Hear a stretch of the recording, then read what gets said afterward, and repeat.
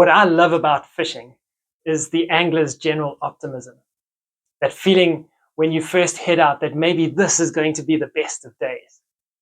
The person who fishes believes that there are fish out there and that there is a way of catching them. So even a day of catching nothing is simply seen as a day of ruling out what didn't work, because tomorrow we'll catch them. We'll figure out what time to go, what depth to fish at, what retrieve to use, what bait to use. And at some point we're going to catch them because we just know in our bones that there are fish out there. Now, with a slight change of tack, this brings me to the post-resurrection accounts of Jesus. After Easter, Jesus seems to have an altered appearance. And so even those who know him, who actively search for him, can't at first recognize that it's him with them. So the women head to the tomb looking for Jesus, and instead they find the gardener. The travelers on the road to Emmaus think that Jesus is just simply a fellow traveler along the way. The disciples, while they're fishing, think that Jesus is just another fisherman on the shore. And maybe this is the point being made. Jesus is different to before. He is now the universal available presence that we call the Christ. No longer limited to a body, we can find this Christ present in all things. And he somehow looks just like everybody else, like gardeners and people walking in the street, or even like an angler on the shore. A line from a Manly Hopkins poem comes to mind where he says, "And Christ plays in 10,000 places, lovely in eyes and lovely in limbs, not his." So, although none of these people at first recognize Jesus, they do somehow trust the invisible secret presence of Christ. Even though they don't know it's him, there is an inner voice that says, you can trust this person, trust this moment, and follow where it leads. So Mary turns when the gardener calls her name. The travelers to Emmaus invite him in to stay, and the fishermen cast their nets on the other side.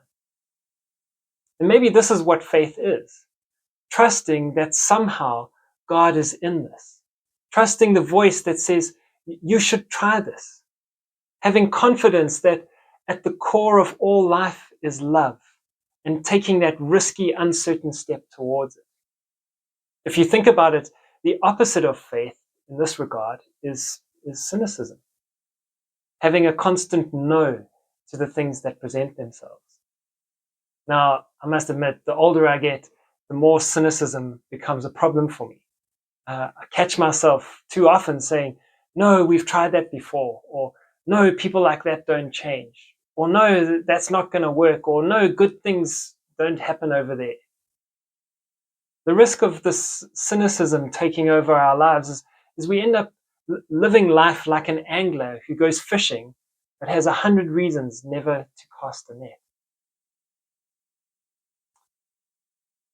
I think faith, on the other hand, is saying yes to Christ present in all things, trusting that death is defeated, having confidence that love is at the center of all existence, that all in the end tends to life and Christ will restore all things. What an altered perspective that is.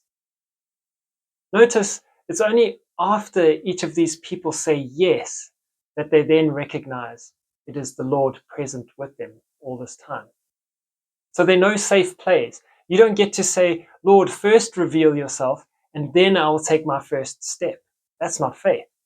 Like Mary in the garden, we must first turn around to the call of our name, and then we will see. Like the Emmaus travelers, we have to first invite the stranger in, and then at the breaking of the bread, we see.